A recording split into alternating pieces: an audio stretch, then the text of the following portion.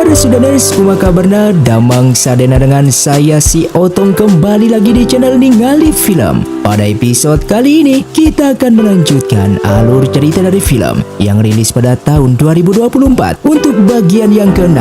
Dan tidak usah berlama-lama lagi, mari kita mulai ceritanya.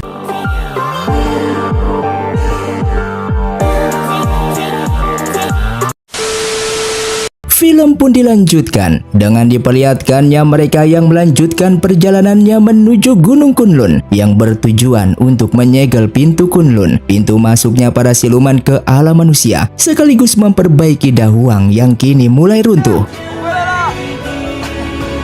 Hingga sampailah mereka di Gunung Kunlun dan bertemu dengan kakeknya Yinglei bernama Yingzhou dan yang satunya lagi adalah Zuin. Mereka berdua ini merupakan dewa Gunung Dahuang.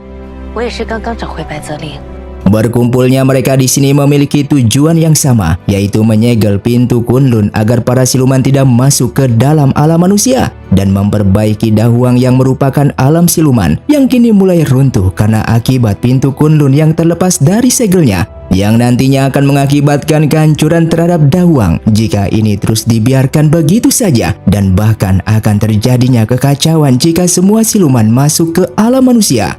Wen Xiao lalu mengatakan, walaupun ia sudah menemukan kekuatan Baize bisa menyelamatkan Dahuang atau tidak, ia pun tidak bisa menjanjikannya karena ia juga membutuhkan mereka yang merupakan dewa gunung untuk membantu memberikan kekuatan segelnya itu kepada pintu Kunlun. Kemudian ia pun bertanya apakah Zuin merupakan dewa obor yang legendaris itu, karena menurut legenda dewa obor merupakan dewa naga yang paling misterius yang mampu merubah waktu siang menjadi malam dan malam menjadi siang.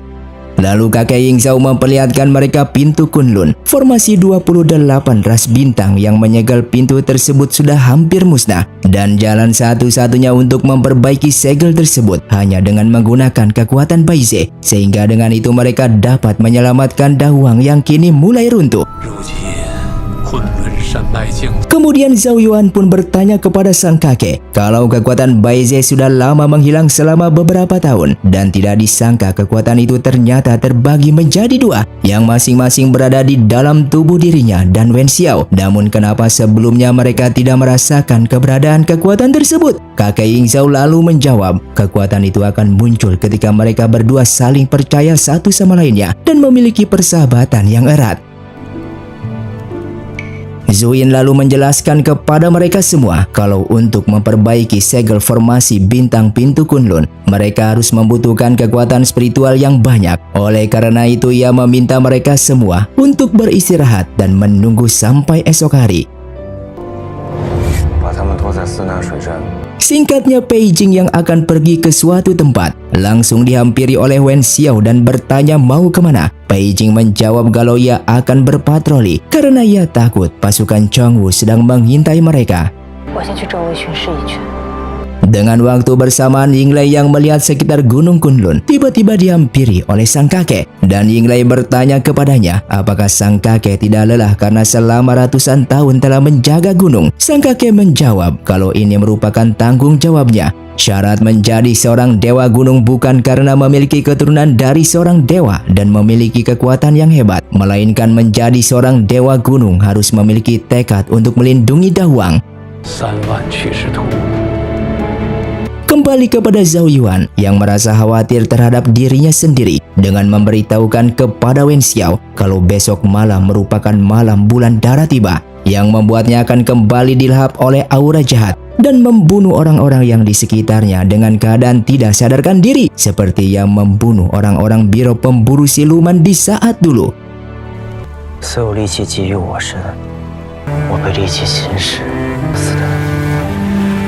Kalau bukan atas pertolongan gurunya Wen Xiao yang telah memberikan setengah kekuatan Baize ke dalam tubuhnya, mungkin sampai saat ini ia masih membunuh orang-orang karena setengah kekuatan Baize tersebut mampu menekan aura jahat di dalam tubuhnya ini.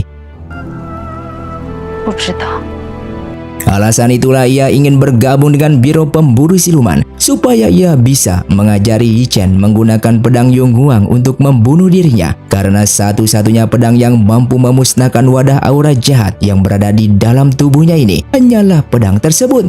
Dan jika besok ia kehilangan kesadaran kembali, ia meminta Wen Xiao untuk membantu Yi Chen membunuh dirinya. 不是吗？你怎么了？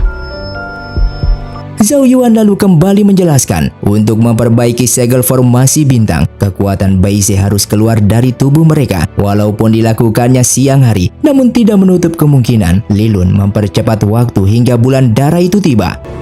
什么？ Singkatnya, di malam harinya, terlihat Yi Chen yang sedang berlatih pedang seorang diri.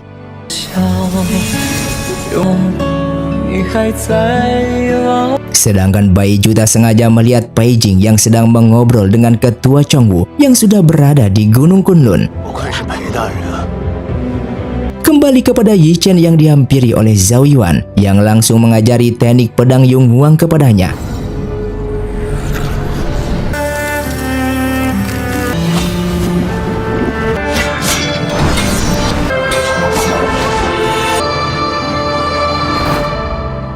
Yi Chen yang tersadar kembali langsung bertanya siapa pendekar itu, dan Zhao Yuan menjawab kalau pendekar itu bernama Bingyi yang merupakan leluhur Yi Chen, pemilik pertama pedang Yung Huang. Serangkaian jurus pedang tadi merupakan jurus pedang yang dulu digunakan oleh Bingyi di saat membunuh Yinglong yang merupakan siluman naga zaman kuno yang sangat kuat daripada dirinya. Jika dulu Bingyi bisa membunuh Yinglong dengan menggunakan teknik itu, tentu saja teknik itu pun bisa membunuh dirinya. Alasan ia mengajari teknik itu kepada Yi Chen karena memang dari awal ia ingin dibunuh olehnya dengan menggunakan pedang Yung Huang tersebut, dan ia tidak menyesal memberitahukan teknik itu kepadanya. Namun di sini Yi Chen tidak mengerti maksud dari Zhao Yuan karena selama ini ia melihat Zhao Yuan yang tidak ingin mati. Namun kenapa tiba-tiba Zhao Yuan justru mengajari teknik ini kepada dirinya? Padahal Zhao Yuan pun tahu kalau ia memang dari dulu ingin membunuhnya, yang merupakan siluman yang telah membunuh ayah dan kakaknya. Zhao Yuan pun menjawab kalau besok ia dan Wen Xiao akan memperbaiki segel, dan jika memang ia kembali tidak sadarkan diri dan membunuh orang-orang, maka ia memintanya untuk membunuh dirinya dengan menggunakan teknik tersebut. Singkatnya, keesokan harinya, mereka berempat pun sudah berkumpul untuk memperbaiki segel formasi bintang pintu Kunlun, dan syarat untuk memperbaikinya, kekuatan mereka tidak boleh terputus hingga perbaikan selesai. Sementara Yi Chen bersama Ying Lei menjaga di luar pintu gerbang karena tidak boleh ada seorang pun yang mengganggu mereka. Kembali kepada Li Lun yang merasa senang karena hari ini merupakan hari terbebasnya dirinya dari segel kekuatan Baize. Mereka berempat yang melakukan formasi.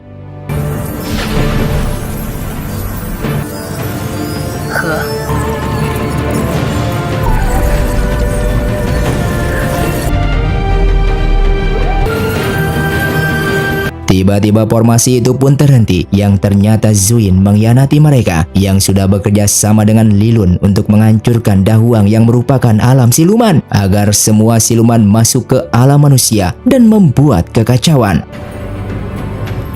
Sedangkan Yi Chen dan Ying Lei telah kedatangan ketua Chongwu bersama pasukannya sehingga pertarungan pun terjadi.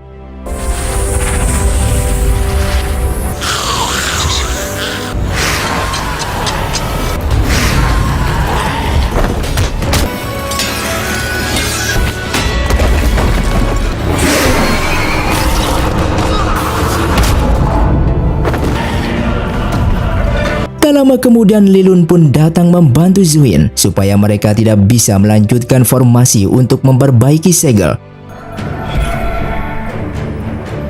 Alasan Zuin ingin memusnahkan manusia karena dulu ia pernah bertemu dengan seorang pelajar yang setiap harinya datang ke kuil miliknya yang sudah terbengkalai hanya untuk meminta bantuan dirinya agar lulus dalam ujian. Ia yang merasa kalau pelajar ini memiliki hati yang baik, ia pun mencoba menolongnya dengan memberikan buku pelajaran agar pelajar itu bisa lulus dalam ujiannya. Hingga bertahun-tahun lamanya, ia selalu bersamanya yang sudah ia anggap sebagai muridnya sendiri.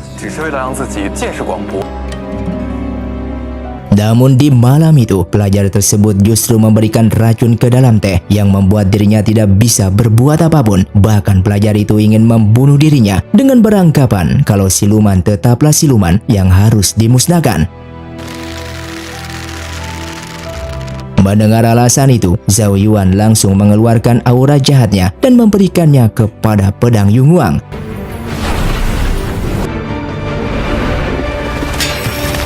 Yang ternyata selama ini Zhao Yuan sudah mencurigai terhadap Zuin yang akan mengkhianati mereka. Oleh karena itu semalam ia meminta tolong kepada Yinglei untuk bekerja sama esok hari karena untuk memperbaiki segel yang dibutuhkan oleh dua dewa gunung. Dan jika Zuin mengkhianati mereka, maka Yinglei harus membantu kakeknya untuk melanjutkan formasi tersebut agar tidak gagal. Yinglei pun mengatakan kalau ia akan membantu kakeknya, namun ia masih tidak percaya jika Zuin mengkhianati mereka karena sang kakek dan Zuin merupakan sahabat lama. Zhao Yuan pun menjawab kalau ia mencurigai Zuin karena di saat pertama kali ia bertemu dengannya, ia melihat di tubuhnya memiliki banyak aura jahat. Kemudian ia juga meminta Yi Chen untuk tidak menolongnya terlalu awal karena ia ingin mendengar rencana jahat apa yang mereka buat dan kapan waktunya Yi Chen datang untuk menolongnya, yaitu setelah ia memberikan aura jahat kepada pedangnya.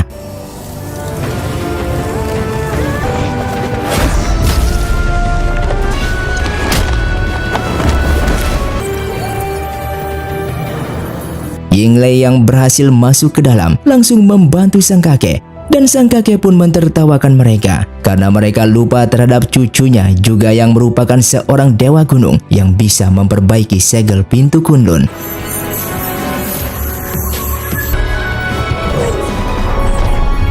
Dengan keadaan terdesak, Zuin langsung menggunakan teknik andalannya karena ia merupakan seorang siluman naga obor kuno yang mampu merubah waktu siang menjadi malam dan malam menjadi siang hanya dengan menggunakan matanya dengan waktu yang sangat singkat.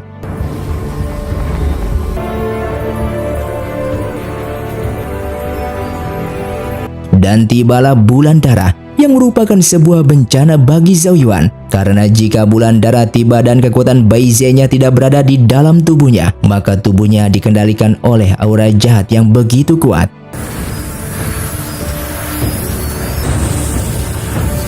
Sementara Baiju yang selamat dan bertanya kepada Peijing apa yang sudah dilakukannya dan siapa orang-orang tadi. Peijing beralasan kalau tadi merupakan pasukan Chongwu dan ia juga tidak tahu apa yang akan dilakukan mereka. Karena di saat ingin bertanya tentang hal itu kepada mereka, tiba-tiba Baiju justru datang sehingga ia dipukul dari belakang hingga pingsan.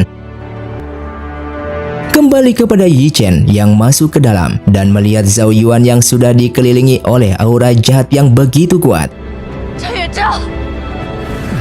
Lalu Li Lun meminta Zuin untuk menghancurkan kekuatan Baize yang berada di atas sana karena jika kekuatan Baize hancur, maka kedua alam juga akan kacau.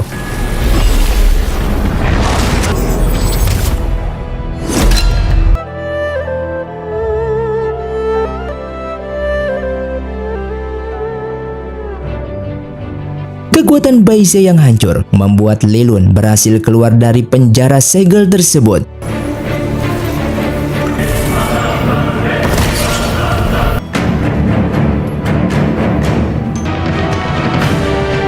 Li Lun yang diserang oleh Yi Chen, Li Lun pun mengatakan kalau musuh mereka saat ini bukanlah ia, melainkan Zhao Yuan. Zhao Yuan yang tidak bisa mengendalikan tubuhnya, ia pun langsung membunuh Zuin dengan mudahnya.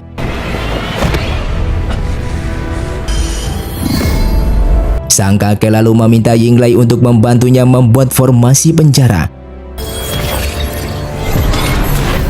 Yi Chen lalu menghampiri Zhao Yuan dan mengingat janjinya kalau ia akan membunuh Zhao Yuan ketika ia sudah menguasai teknik pedang Yunguang.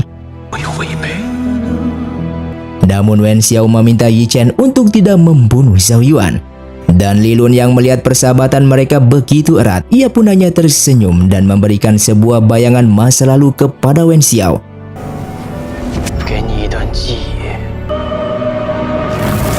Di saat itu, ia yang memiliki kesalahan karena masuk ke alam manusia tanpa izin dan membunuh orang-orang di sana, sehingga ia akan dihukum oleh Wan Er yang merupakan gurunya Wen Xiao, pemilik kekuatan Baize. Lalu Zhao Yuan pun datang dan langsung menyerang, sehingga Wan Er berhasil menyegelnya.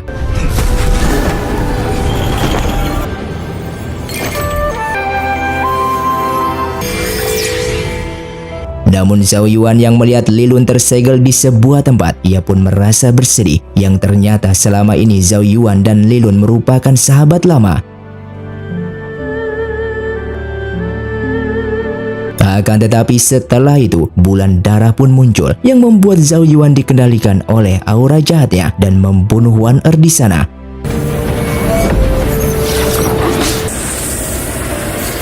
Bahkan Zhao Yuan membunuh orang-orang dari Biro Pemburu Siluman.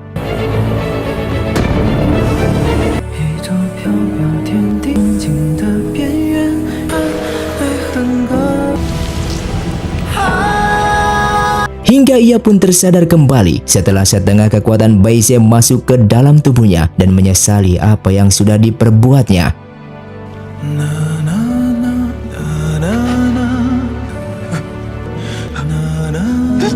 Wen Xiao yang baru mengetahui kalau gurunya telah dibunuh oleh Zhao Yuan, namun ia tetap tidak membencinya karena Zhao Yuan juga tidak ingin seperti itu. Lalu tak lama kemudian, datang Pai Jing bersama Baiju yang langsung menyerang Li Lun, sehingga Li Lun pun kabur dari sana.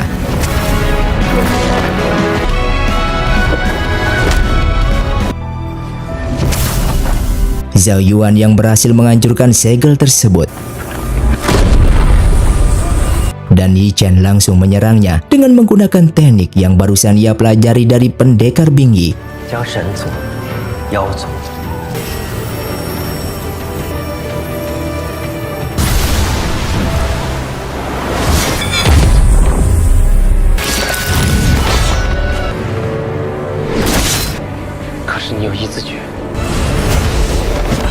Dan di saat ia terkena serangan dari pedang tersebut, ia pun setengah sadar dengan meminta Yi Chen untuk membunuh dirinya sekarang juga. Sang kakek yang tidak akan membiarkan Zhao Yuan mati, ia pun menggunakan teknik terakhirnya yang berguna untuk menghilangkan aura jahat tersebut tanpa membunuh Zhao Yuan, namun resikonya ia harus mati.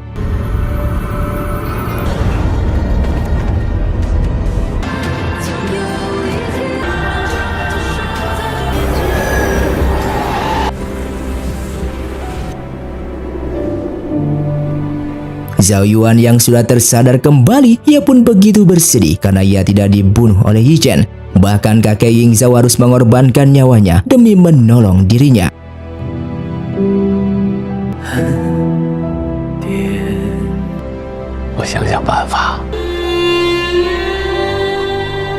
Singkatnya beberapa hari kemudian, Zhao Yuan yang masih menyesali atas perbuatannya yang mengakibatkan kekuatan Baize hancur, melukai teman-temannya, dan bahkan mengorbankan seorang kakek yang telah menyelamatkan dirinya. Sementara Yinglai yang terus bersedih karena kehilangan kakeknya, yang dari dulu sang kakek menginginkan ia menjadi dewa gunung Dahuang ini, namun ia justru menolaknya karena cita-citanya ingin menjadi juru masak terkenal di alam manusia.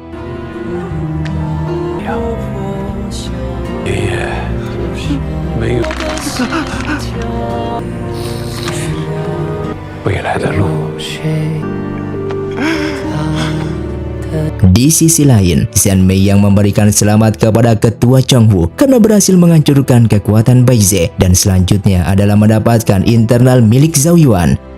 Dan beberapa hari kemudian, terlihat mereka yang berpamitan kepada Yinglai karena akan pergi untuk memperbaiki kekuatan Baize, yang ternyata sebelumnya kakek Ying Zhao telah memberitahukan kepada Yinglai cara untuk memperbaiki kekuatan Baize, yaitu dengan pergi ke Dahuang lalu temukan sungai yang tertutup es dan kayu ajaib. Namun kini Yinglai tidak bisa ikut dengan mereka lagi karena ia akan meneruskan perjuangan kakeknya untuk menjadi dewa gunung. Kemudian ia pun memberikan pusaka dewa karena bagaimanapun juga perjalanan mereka masih jauh yang mungkin nantinya akan berguna.